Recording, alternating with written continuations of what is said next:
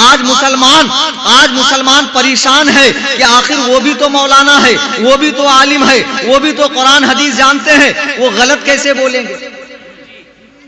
लोग हमारे पास आते, मौलाना आप इल्मे गैब मा काना वमा यकून, जो कुछ हो गया आइंदा जो होगा नबी जानते हैं, इसकी दलील आप कुरान से देते हैं। वहाँ भी नबी के इल्मे गैब न होने की दलील कुरान से देता है।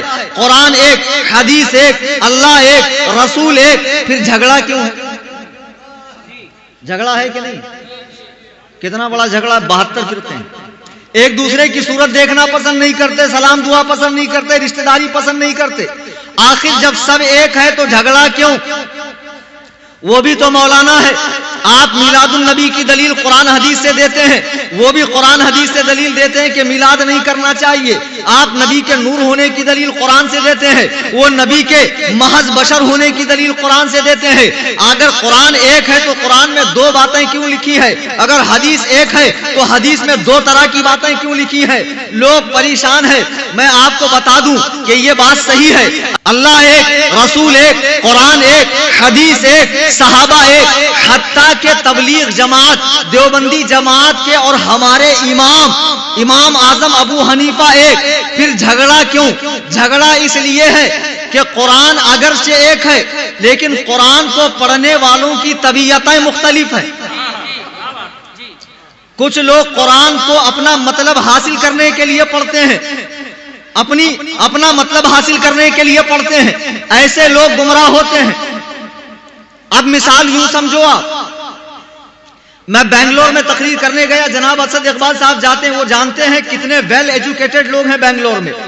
बेंगलोर हिंदुस्तान का ऐसा शहर है जहां पे चिल्लाकर तकरीर करने वाले को पसंद नहीं करते, जहां चिल्लाया खत्म, ना उछल के पढ़ने वाले शोरा को, कुर्सी तोड़ मुकर्रिर, स्टेज हिलाने वाला मुकर्रिर, मुझे छोड़ दो, मुझे कह लेने दो, ऐसे मुकर्रिर को वहां नहीं पसंद करते। वहां संजीदा तकरीर करने वाले को पसंद करते हैं। मैं बेंगलोर में तकरीर कर रहा था, ऐसी मजमा बैठा हुआ था, तो मैंने वसीले के ऊपर बुखारी की एक हदीस पेश की कि बुखारी में लिखा है कि अल्लाह के रसूल, बुखारी शरीफ में है कि एक मर्तबा मदीने में बारिश नहीं हो रही थी, तो हजरत उमर फारूक ने हजरत अब्बास नबी के चचा के वसीले से दुआ की, तो मदीने में बारिश हो गई। अब यह हदीस मैंने वसीले पर पेश किया, मजमे में से एक डॉक्टर जोकर नाइक का फॉलोवर खड़ा हो गया, अंग्रेजी सूट बूट, अंग्रेजी कैप लगाया हुआ, बोले मौलाना यह हदीस तो आपके भी खिलाफ है। मैंने कहा वो कैसे? बोले देखो आप कह रहे हैं कि हजरत उमर ने हजरत अब्बास के वसीले से दुआ की बारिश के लिए। मैंने कहा जी हां। तो बोले ये बताओ उमर कहां थे? मैंने कहा मदीने में। बोले हजरत अब्बास कहां थे? मैंने कहा मदीने में। बोले नबी की कब्र कहां थी? मैंने कहा मदीने में। बोले अगर कब्र पे जाना जायज होता तो हजरत उमर कब्र पे जाते, अब्बास के वसीले से दुआ नहीं करते। मालूम पड़ा कब्र पे जाना शिर्क। लो कर लो बात। जिस हदीस से मैं वसीला साबित कर रहा हूं उसी हदीस से वो कब्र पे जाना मना साबित कर रहा। तो उस वक्त मैंने कहा हश्र तक ना आएगी जो ख्याल शैतान में, वो खताएं पलती है वहाबियों के साए में। मक्खी जैसे खूबसूरत जिस्म पर नहीं बैठती है, जख्म पर बैठती है। यही आदत वहाबी देवबंदियों की है। वो ऐसी रिवायात, ऐसी आयात, ऐसी अहादीस ढूंढ ढूंढ कर लाएंगे जिसमें कोई कमी और खामी मालूम पड़ती हो। अल किस्सा मुख्तसर, जब उसने ये कहा तो थोड़ी देर के लिए मैं खुद परेशान हो गया। मैंने अपनी आंखें बंद की और अपनी लौ को आला हजरत इमाम अहले सुन्नत मुजद्दिदे आज़म दीन व मिल्लत सरकार आला हजरत की बारगाह में लगाया, उनकी बारगाह से बारगाह गौसियत में, और फिर अपने आका व मौला हजरत इमाम आजम अबू हनीफा नौमान इब्ने साबित इब्ने जूता कूफी रदी अल्लाह ताला की बारगाह में लगाया। सरकार जवाब इरशाद फरमाए, जवाब इनायत फरमाए। फौरन एक जवाब मेरे जहन में इल्का हुआ।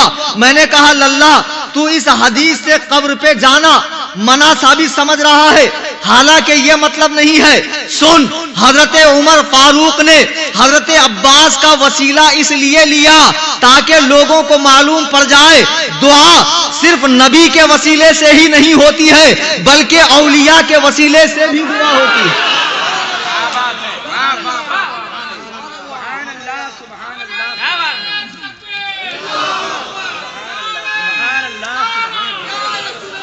अरे माशाअल्लाह माशाअल्लाह माशा।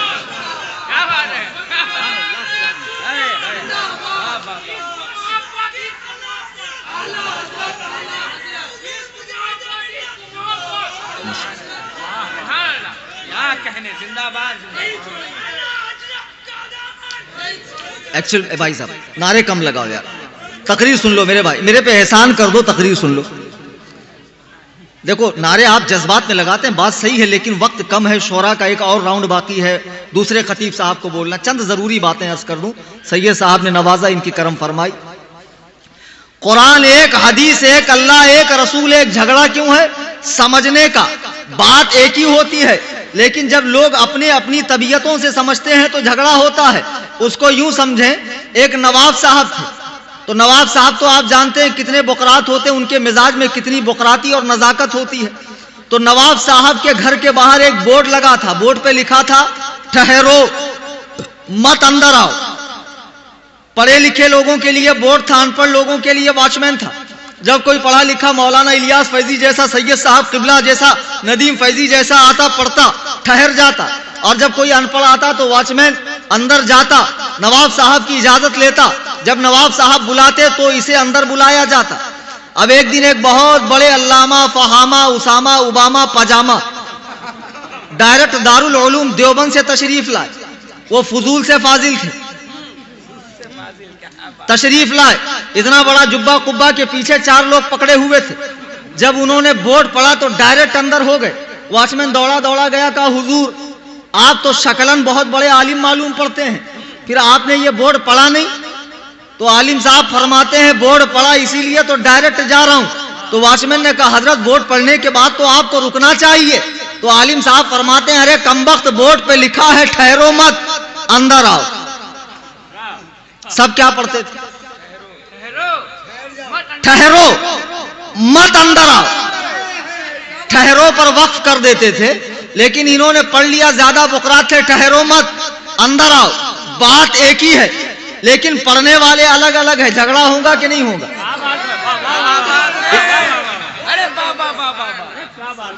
इसी तरह कुरान एक, हदीस एक, अल्लाह एक, रसूल एक। आज मुसलमानों में फिरके क्यों हो गए? फिरके इसलिए हुए कि पढ़ने वाले अपनी अपनी तबीयतों से पढ़ रहे हैं, अपने अपने तरफ से मतलब निकाल रहे हैं। जिन आयात से सरकार की नात साबित होती है, सरकार की शान साबित होती है, ये उसमें गुस्ताखी का पहलू तलाश कर रहे हैं। पढ़ने वाले कुरान हदीस के अलग अलग तबीयत के हैं, इसीलिए लोग गुमराह हो गए हैं। और आज जो सोशल मीडिया, अगर आप मिसाल के तौर पर आप google.com के ऊपर, तुम थोड़ा अलखामोश मिनल चुप हो जाओ यार, इंटरनेट दीन सीखने के लिए नहीं है। google.com पर आप टाइप करें कुर्बानी कितने दिन, आपको मालूम है गूगल में 3 टाइप के जवाब आते हैं। कुर्बानी 1 दिन की भी हदीस आएगी, 3 दिन के कुर्बानी की भी हदीस आएगी, और 4 दिन के कुर्बानी की भी हदीस आएगी। जी हाँ। अच्छा मुझे बताओ तीनों में से कौन सी हदीस सही है? बताएं आप लोग। टीचिंग क्लासेस देखा है कभी, जिसमें एक टीचर पढ़ाता है, शागिर्द उसको रिपीट करता है? ऐसा बोलने से बात दिमाग में बैठती है। 3 टाइप के कुर्बानी की हदीस गूगल में आएगी। अब आप ना मुहद्दिस हैं, ना आलिम है, ना हदीस में हुस्ने तताबुक से काम लेना आपको आता है। अब आप कैसे समझेंगे कौन सी हदीस सही है? इसीलिए मैं कहता हूं इंटरनेट का इस्तेमाल दुनियावी कामों के लिए करें, दीन सीखने के लिए उलमा मौजूद हैं, इनकी खिदमत में आए। अब वो जमाना नहीं रहा कि आलिम 4 कोस पे एक आलिम होता था, अब तकरीबन घर घर में आलिम है। उलमा से दीन सीखें। बहरहाल 4 दिन की कुर्बानी की भी रिवायत मिलेगी। आपको मालूम है 4 दिन की कुर्बानी कौन करता है? थोड़ा बताएं ना, कौन सा फिरका करता है? नहीं मालूम? अहले हदीस। एक अहले हदीस फिरका है, शहरों में बड़ी तेजी से फैल रहा। जो लोग सुन्नी से देवबंदी बने, अब देवबंदी से अहले हदीस बन रहे, बड़ी तेजी से फैल रहा। ये फिरके ने ऐसा दीन पेश किया कि उसमें सब कुछ शॉर्टकट है, सब कुछ आसान है, और लोगों को आसानी ज्यादा अच्छी लगती है, आसानी अच्छी लगती है। इन्होंने शॉर्टकट क्या किया?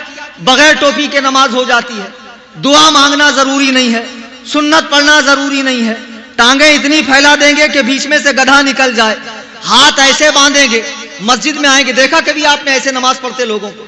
इस तरीके से नमाज पढ़ेंगे।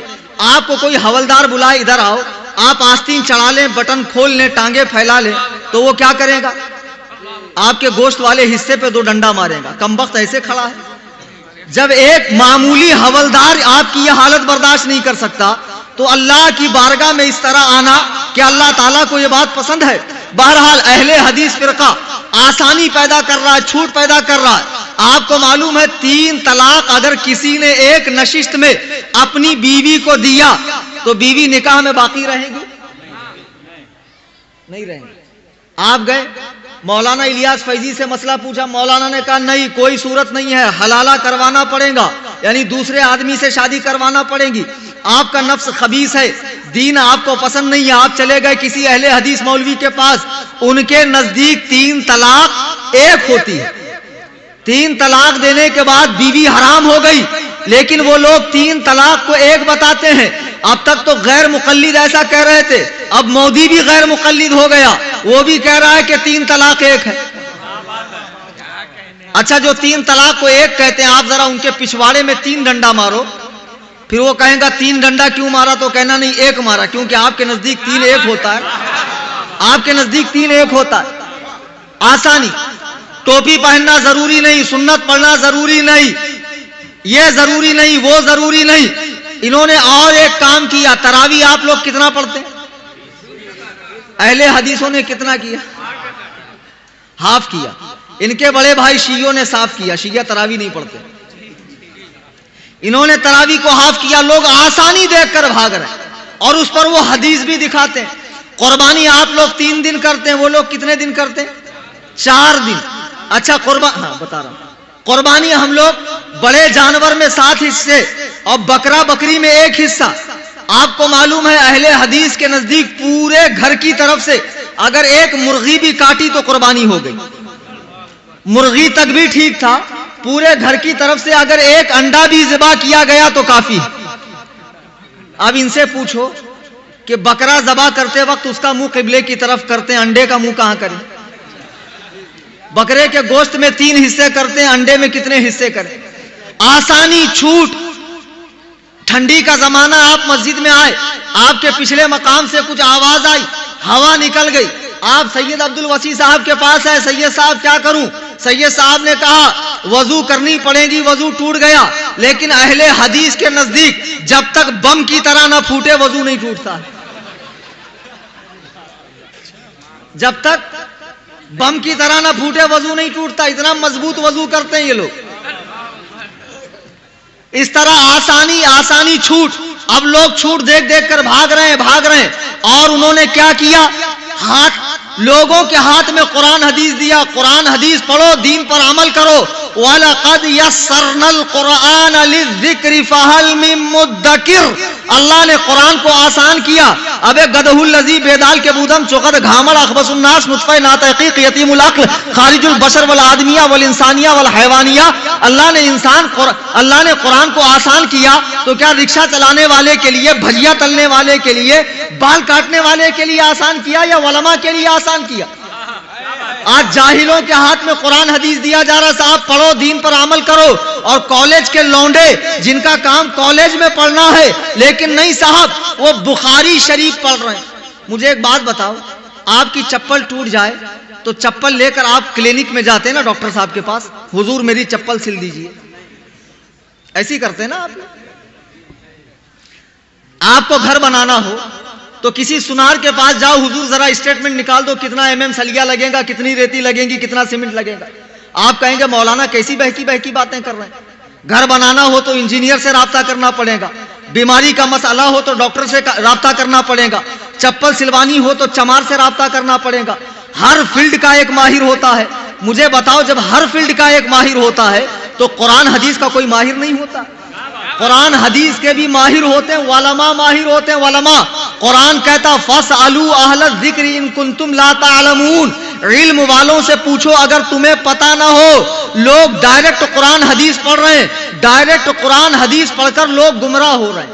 लोग सुन रहे हैं आप लोग। बंबई में एक जगह मैं गया जोहर की नमाज पढ़ने, आप हजरात की तवज्जो चाहूंगा। अब नमाज पढ़ने में गया तो साहब मैंने देखा जमात से नमाज हो रही है, एक साहब अकेले नमाज पढ़ रहे हैं और बिल्कुल ऐठे हुए हैं। तो मैंने कहा क्या मसला हो सकता है, इमाम साहब से नहीं बनती, कमेटी वालों से नहीं बनती, क्या मसला, अकेले क्यों पढ़ रहे हैं?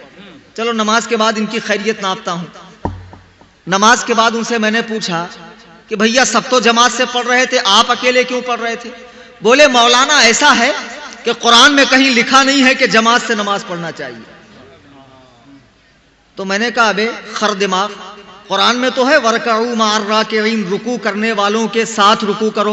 बोले मौलाना खाली रुकू का लिखा है ना, पूरी नमाज कहां लिखी है? तो मैंने कहा पूरी नमाज हदीस में है ना। तो बोले मैं हदीस नहीं मानता, वो इनके बड़े भाई थे अहले कुरान। बोले मैं हदीस नहीं मानता, हदीस तो नबी के दुनिया से जाने के 300 साल के बाद लिखी गई, मैं कैसे मानूं कि ये अल्लाह के नबी की बात है? तो मैंने कहा अच्छा एक काम कर, कुरान में अगर जमात से नमाज पढ़ना नहीं लिखा है तो अकेले पढ़ने का हुक्म है कुरान में? बोले जी हां, कुरान में अकेले पढ़ने का हुक्म है।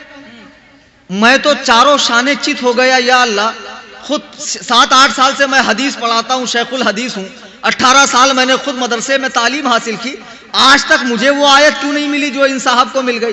तो मैंने कहा जरा आयत सुनाना। तो बड़े कर्रो फर के साथ आयत सुनाई। कहा मौलाना सुनो, कुरान में लिखा इन्ना सलात तन्हा, बेशक नमाज अकेले पढ़ो। तो मैंने कहा जरा नीचे बैठो। तो अब एक बात बताओ, मैंने कहा इन्ना माने, बोले बेशक लुगत में लिखा है। अबे मैंने कहा चुगत मुझे मालूम है, लुगत में लिखा है, शराफत से बैठे। सलाता मैंने, बोले नमाज। मैंने कहा तन्हा मतलब? तो बोले तन्हा का मतलब देखना क्या है? अरे तन्हा तो हम बोलते नहीं, तन्हा आ रहा है, तन्हा जा रहा, तन्हा मतलब अकेला।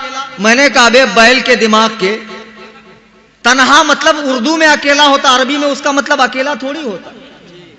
लफ्ज है अरबी वाला, मतलब घुसेड़ दिया उर्दू वाला। बताओ ऐसे ही मुहक्किक लोग पैदा हो जाएं तो बेड़ा गर्क होगा कि नहीं होगा? जिनका काम चप्पल सिलना है माशाअल्लाह वो बुखारी पढ़ रहे हैं। मैंने कहा बे बैल तन्हा उर्दू में उसका मतलब अकेला होता, अरबी में तन्हा के माने रोकना। क्या है? इन्ना सलात तन्हा अनिल फाशा वल मुनकर, बेशक नमाज रोकती है बेहयाई और बुरे कामों से। ऐसे ही खुद से कुरान हदीस पढ़ पढ़ के लोग गुमराह हो रहे हैं। मेरे बुजुर्गों और दोस्तों, आप शहर में कमाने गए, अच्छी बात है, कमाइए, बद मजहबों की सोहबत में मत बैठिए। जमाना ऐसा है लोग कुरान हदीस का नाम लेकर धोखा दे रहे हैं। आपको कुरान हदीस का नाम ले लेकर लोग गुमराह कर देंगे। लोग गुमराह हो गए। कोई सऊदी चला गया, पहले अच्छा खासा सुन्नी था, जैसे ही सऊदिया रिजेक्ट हो गया, अब इतना बड़ा मुहक्किक मुदक्किक अल्लामा बन गया कि किसी आलिम को खातिर में नहीं ला रहा है, खुद कुरान हदीस पढ़ रहा है, अपना बेड़ा गर्क कर रहा है, खुद गुमराह हो रहा है, लोगों को गुमराह कर रहा है। मेरे बुजुर्गों और दोस्तों, कुरान हदीस को गलत पढ़ पढ़ कर लोग गुमराह हो गए। ये जो देवबंदी जमात है, ये तो हो गई अहले हदीस जमात, ये देवबंदी जमात, तबलीग जमात, जो गांव गांव देहात देहात करिया करिया पहुंचकर दीन का काम करते हैं। आपके गांव में नहीं है लेकिन अड़ोस पड़ोस में है, अड़ोस पड़ोस में है आपके। ये तबलीग जमात वाले, इनके वलमाए देवबंद, हमारा इनसे इख्तिलाफ कहां है? 100 साल के अंदर इख्तिलाफ है, 100 साल से ऊपर इख्तिलाफ नहीं है, 100 से 150 साल, उससे ऊपर इख्तिलाफ नहीं है। इनके वलमा ने अपनी किताबों में अल्लाह के नबी अलैहिस्सलाम की जनाब में, उनकी बारगाहे बाअज़मत में ऐसे खबीस कलेमात लिखे हैं जिसे पढ़ने के बाद मोमिन की रूह कांप जाती है। जैसे खबासतों का खमीर, देवबंदी जमात का सड़ियल अमीर मुल्ला अशरफ अली थानवी कहां पैदा हुआ था? थाना में। और मरा कहां था? पखाना में। अशरफ अली थानवी ने अपनी किताब हिफ्जुल ईमान में सरकार अलैहिस्सलाम के इल्म शरीफ को बच्चों, पागलों, जानवरों, दरिंदों, जमी हैवानात के बराबर कहा है। कलेजे पर हाथ रखकर बताओ, ऐसी खबीस बात कहने वाला मुसलमान हो सकता है? देखो, मदीने शरीफ में अल्लाह के रसूल अलैहिस्सलाम मस्जिद नबवी में बैठे हैं, सहाबा किराम का हुजूम है, सहाबा बैठे हुए हैं। एक अराबी अल्लाह के नबी की बारगाह में आता है, एक बद्दू अल्लाह के नबी की बारगाह में आता है, कहता है अल्लाह के रसूल मेरा ऊंट गुम हो गया है, ये बताइए मेरा ऊंट कहां है?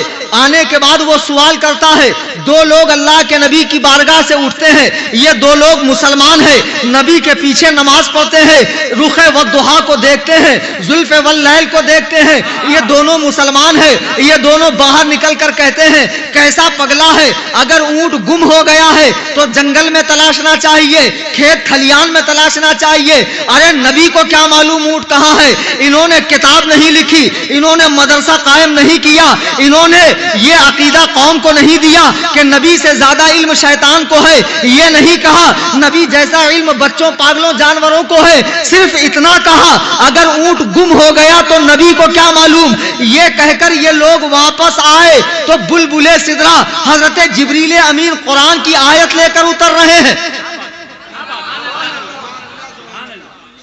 कुरान की आयत लेकर उतर रहे हैं। अल्लाह के नबी ने उनसे पूछा, ये बताओ यहां से जाने के बाद तुम क्या कह रहे थे? वो कहते हैं अल्लाह के रसूल, रास्ता कटने के लिए हम लोग हंसी मजाक कर रहे थे। कुरान कहता है वाला इन सअलतहुम लयक़ूलुन्ना इन्नमा कुन्ना नखूदु व नलअब। जब आप इनसे पूछो तो ये कहेंगे हम हंसी मजाक कर रहे थे। कुल अबिल्लाहि व आयातिही व रसूलिही कुंतुम तस्तहज़िऊन। तुम फरमाओ क्या अल्लाह, उसके रसूल और उसकी आयतों से मजाक करते हो? ला तातज़िरू, बहाने न करो। कद कफरतुम, तुम काफिर हो चुके हो।